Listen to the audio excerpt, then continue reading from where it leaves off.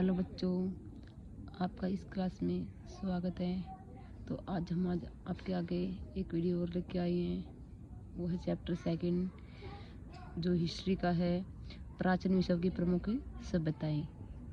तो हम स्टार्ट करते हैं। आज का पहला क्वेश्चन ये रहेंगे ऑब्जेक्टिव टाइप क्वेश्चन। तो हमारा फर्स्ट क्वेश्चन है, मिस्र में प्रथम राजवंश की स्थापना किसने की थी? तो इसका आंसर रहेगा मीना अथवा मिनिस नामक शासक ने की थी। अब आता है हमारा नेक्स्ट क्वेश्चन, प्रश्न नंबर 2। संपूर्ण मेसोपोटामिया को किसने एकीकृत किया और बेबीलोन को इसकी राजधानी बनाया? तो इसका आंसर है हम्मुराबी ने। ठीक है। अब है क्वेश्चन नंबर 3, होमर द्वारा रचित 2 प्रसिद्ध महाकाव्य के नाम बताइए। तो भाई ये क्वेश्चन इम्पोर्टेंट है, हर बार पूछते हैं इस क्वेश्चन को, तो आप इसको अच्छे से याद कर लेना। इसका अर्थ है आंसर इसका इलियस और ओडिसी। ठीक है, 2 ये प्रसिद्ध उनके होमर द्वारा रचित महाकाव्य थे। ये ऐसे पूछ सकते हैं कि होमर द्वारा रचित काव्य का नाम बताओ, या फिर 2 का, या फिर ऐसे भी क्वेश्चन आ सकता है कि इलियस या फिर ओडिसी नामक ग्रंथ जो है या किसने लिखा। ठीक है, तो आंसर रहेगा होमर। अब आते हैं क्वेश्चन नंबर 4 की ओर। रोम तथा ईरान के साम्राज्य को क्या चीज अलग करती थी? तो इसका उत्तर है भूमि की एक संकरी पट्टी जिसके किनारे फरात नदी बहती थी, वो इन दोनों को अलग जो करती थी, रोम और ईरान को। ठीक है।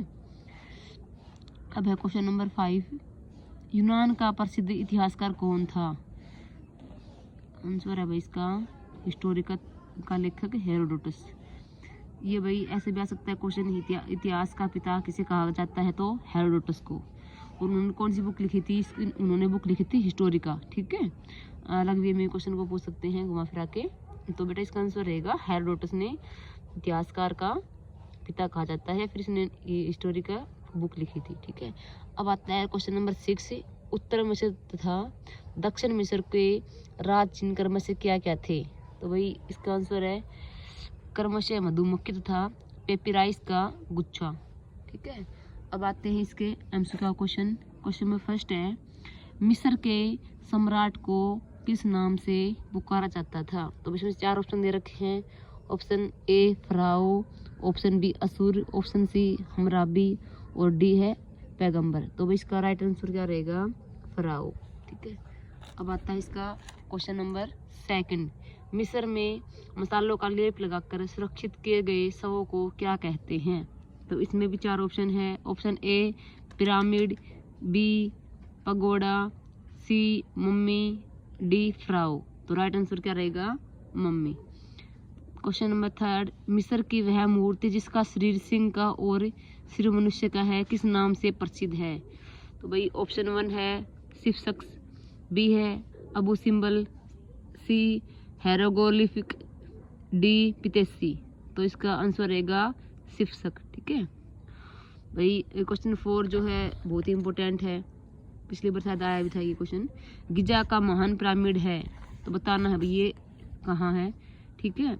आंसर ए चीन में, बी असीरिया में, सी मिस्र में और डी बेबीलोन में। तो इसका आंसर है मिस्र में। क्वेश्चन 5 है, मेसोपोटामिया का चंद्र देवता कहलाता था? आंसर ए उरक, बी एमोराइट, सी उर, डी है मारी। तो इसको बोलते थे उर। क्वेश्चन 6 है, यूनान का सबसे प्रसिद्ध नगर राज्य कौन सा था? तो एथेंस है, बी स्पार्टा, सी मैसिडोनिया, डी थेल्स। तो इसका राइट आंसर रहेगा यूनान में कहाँ पड़ता? भाई एथेंस में पड़ता। ठीक है। अब क्वेश्चन नंबर 7 है, यूनान का सबसे बड़ा देवता था? नंबर ए अपोलो सूर्य, बी मार्स युद्ध का देवता, सी जी यस आकाश का देवता और डी है हर्मस व्यापार का देवता। तो इसका आंसर रहेगा जिजस आकाश का देवता। ठीक है, ऐसे पूछ सकते हैं जिजस के कैसे कहा जाता है? तो आकाश के देवता को जिजस कहते हैं। ठीक है। क्वेश्चन 8 है, यूनान का महान कवि कौन था? हमने पहले भी करवाया था ये। तो Homer, A B Virgil, C Herodotus, D Thucydides. तो भाई इसका राइट आंसर रहेगा ए होमर। क्वेश्चन नंबर 9 है, संसार को रोम वालों की मौलिक देन क्या है? इसका आंसर है भाई कानून। ठीक है। अब क्वेश्चन नंबर 10 है, चीन की भवन निर्माण कला का सर्वोत्तम नमूना कौन सा है? उन्होंने यानी कि सबसे बड़ा जो है वो क्या बनाया था वो बताना है। तो उनका पहला ऑप्शन है महान दीवार, दूसरा है महान स्नानघर, सी है कोणार्क का मंदिर, डी है जिगुरात। तो भाई आंसर रहेगा महान दीवार। अब है क्वेश्चन नंबर 11, ताओ धर्म की प्रसिद्ध पुस्तक का क्या नाम है? Option A bible, B old testament, C Lao Tzu king pagoda. तो भाई ऑप्शन सी रहेगा इसका। क्वेश्चन नंबर 12 है, चीन की सभ्यता का विकास हुआ? ऑप्शन ए भारत के उत्तर पश्चिम में, चीन के पश्चिम में, हवांगो नदी की घाटी में, ब्रह्मपुत्र की घाटी में, और इसका आंसर क्या रहेगा भाई? सी हवांगो नदी की घाटी में। अब भाई आगे इसके जो बच गए ये क्वेश्चन है ना, ये आते ट्रू फॉल्स वाले भी आते हैं। इसमें से क्वेश्चन दे रखे, स्टेटमेंट दे रखी है, आपको इसमें से निकालना होता है, और ऐसे ही अनसीन स्पेशल दे रखा होता है, आपको इसमें से पढ़ के और फिर इसके आंसर है यहाँ पे ढूंढने पड़ते हैं। अब हम उसको तो रहने देते हैं, वो तो अब पढ़ोगे तो उसके से छाड़ दोगे। अब हम इसमें से पढ़ते हैं इसके फिलअप्स, ठीक है। इसका पहला फिलअप्स भाई देखो, ब्लैंक्स को नील नदी का वरदान अथवा नील नदी की देन कहते हैं। किसको कहते हैं? इसमें दो ऑप्शन है, मिस्र और यूनान। तो मिस्र को नील नदी का वरदान कहते हैं, ठीक है। सेकंड है, कुतुबनुमा और धूप घड़ी प्राचीन ब्लैंक्स के दो महत्वपूर्ण आविष्कार थे। यानी कि ये किसने बनाए थे भाई? चीन ने बनाए थे, रोम ने। तो ये चीन वालों ने इनका आविष्कार किया था। अब आता है क्वेश्चन वेरी शॉर्ट में, फर्स्ट आता है, मिस्र के इतिहास को जानने के साधन कौन कौन से हैं? 2 नंबर में क्वेश्चन पूछा जाएगा भाई ये वाला। तो आंसर देखो इसका, मिस्र के इतिहास को जानने के साधन जो निम्नलिखित हैं, फर्स्ट है साहित्यिक साधन, सेकंड है पुरातात्विक साधन, और थर्ड है आधुनिक साधन, ठीक है। अब आता है सेकंड क्वेश्चन, मिस्र के लोगों का आर्थिक जो गतिविधियाँ थी वो कैसी थी, वो कौन कौन सी थी, वो लोग क्या क्या काम करते थे? तो भाई इसमें आंसर है इसका, उनका कृषि, पशुपालन, उद्योग धंधे, वाणिज्य और व्यापार उनमें शामिल थे, जो ये काम करते थे, ठीक है। ये एक्टिविटी वो करते थे वहाँ के लोग। अब आता है क्वेश्चन थर्ड, मेसोपोटामिया का क्या अर्थ है? तो भाई मेसोपोटामिया जो है यूनानी भाषा 2 शब्दों से बना है, मेसो तथा पोटम से बना है, जिसका देखो इसमें मेसो का अर्थ है मध्य तथा पोटम का अर्थ है नदी। इस प्रकार हम कह सकते हैं जो 2 नदियों के बीच का क्षेत्र है उसको क्या बोला गया है? मेसोपोटामिया, जो कि आधुनिक इराक तथा ईरान के कुछ भाग प्राचीन काल में भी मेसोपोटामिया के भाग थे, ठीक है। अब क्वेश्चन है 4, मेसोपोटामिया क्षेत्र में विकसित होने वाली विभिन्न सभ्यताएं कौन सी थी? उत्तर है सुमेरिया की सभ्यता, बी है बेबीलोनिया की सभ्यता, और सी है असीरिया की सभ्यता।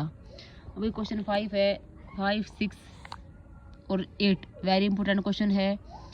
5 क्वेश्चन है भाई, जिगुरात क्या होते हैं? तो आंसर देखो भाई, सुमेर के नगरों में पिरामिड आकार में बनाए जाने वाले ऊंचे मंदिरों को क्या कहते हैं? जिगुरात कहते हैं, ठीक है। तो ये इंपॉर्टेंट क्वेश्चन भी आ सकता है पेपर में।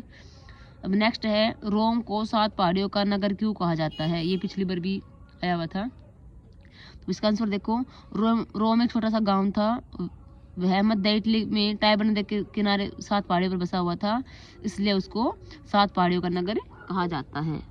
क्वेश्चन 7 है, चीनी सभ्यता की प्रांतीय शासन व्यवस्था कैसी थी? तो भाई आंसर देखो, चीनी सभ्यता में प्रांतीय शासन स्थानीय शासन जैसा था। 2 या 3 गांवों का समूह एक जिसको फू बोलते थे बनता था। फू प्रांत के समान होता था। प्रांतों को कई सैंग भी कहा जाता था। प्रांत में छोटे छोटे गांव और नगर आते थे। इसकी शासन व्यवस्था एक न्यायाधीश और एक राज्यपाल चलाता था। इनकी नियुक्ति सम्राट करता था, ठीक है। अब है क्वेश्चन नंबर 1, पिरामिड क्या होते हैं?